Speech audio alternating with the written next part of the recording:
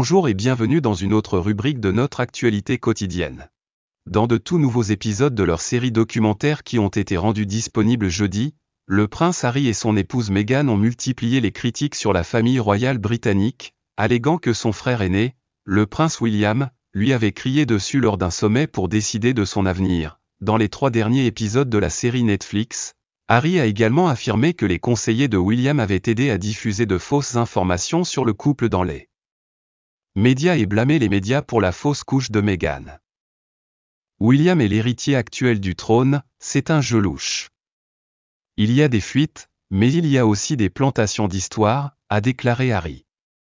En conséquence, le personnel des communications échangera et vous proposera n'importe quoi sur le principal de quelqu'un d'autre s'il veut pouvoir effacer un mauvais article sur son principal. Harry a ajouté que lui et William avaient été témoins de ce qui s'était passé avec le bureau de leur père, le roi Charles, dont le premier mariage avec leur mère, la princesse Diana, s'était effondrée devant les caméras au milieu des contre-briefings des deux parties, et ils avaient conclu un accord. Ne jamais le répéter, Harry déclara, je préférerais de beaucoup jouer avec ce jeu, ou cette affaire de trafic, plutôt que d'être anéanti par la presse. C'était dévastateur de voir le lieu de travail de mon frère faire exactement la même chose que nous nous étions jurés de ne jamais faire. Harry et Meghan, connus sous le nom de duc et de duchesse de Sussex dans des documents officiels, ont annoncé leur intention de quitter leur responsabilité royale en mars 2020 et de commencer une nouvelle vie aux États-Unis à l'abri de la persécution des médias. Il a décrit le sommet de crise auquel lui et feu la reine Elisabeth, Charles et William ont assisté au domaine de Sandringham 2 mois auparavant. C'était terrible, a-t-il dit, d'entendre son frère crier après moi, d'entendre son père dire des choses qui étaient manifestement fausses et de voir sa grand-mère juste assise là et en quelque sorte tout assimilée.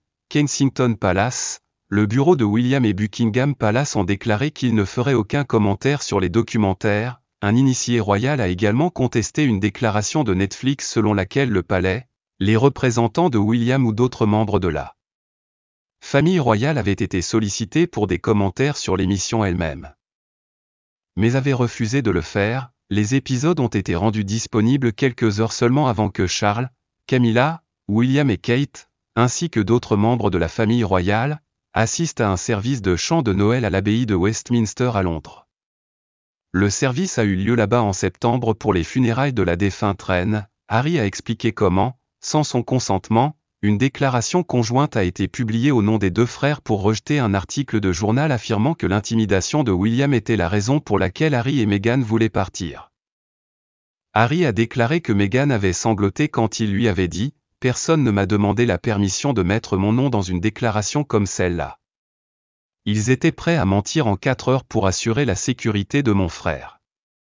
Pourtant, tout au long de ces 3 années, ils n'ont jamais voulu se montrer honnêtes pour nous protéger. » À un autre moment, le couple a pu être entendu discuter de la façon dont un ancien cadre supérieur de William avait témoigné à l'appui de la demande de confidentialité réussie de Meghan contre le Mail dimanche pour avoir publié une lettre qu'elle avait envoyée à son ancien père.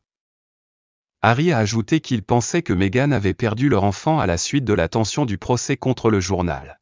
« Je pense que ce que le Mail a fait a causé la fausse couche de ma femme, a-t-il affirmé.